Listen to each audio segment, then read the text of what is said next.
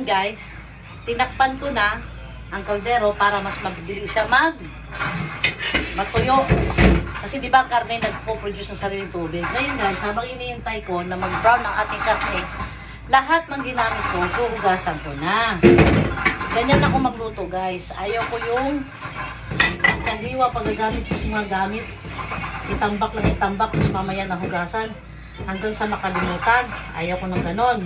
Ako, tuwing nagluluto ako sa kusina, sinusunod ko, inaagad ko ang paghuhugas ng ginamit ko ng mga plato, kutsara, baso, o kaldero. Ganyan. Kasi ayaw ko yung kusina guys na maraming tambak.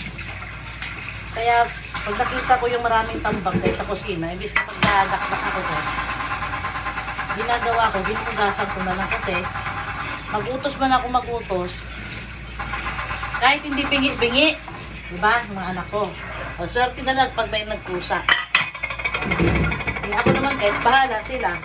Kung tatamad-tamad sila dito sa bahay, okay lang, walang problema sa akin kasi darating ang araw na maghiwa-hiwalay din naman kami kasi mag-aasawahan sila. Siyempre, bubukod sila, diba? Sabi, bahala sila, mga pa sila sa trabahong bahay. Diba?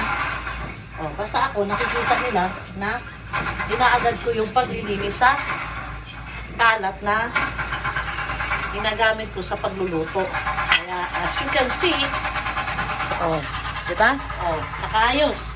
O, nasaan ang hugasan dyan? Wala. Kasi, inaagad ko ng, hugas. Kasi ayaw ko talaga na tambak ang lababo.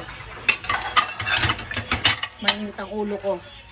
Tsaka pagka panahon ng kain, ayaw ko rin na may tambak ang lamesa. Gusto ko maayos. Okay. We're waiting for the karne na mag-brown.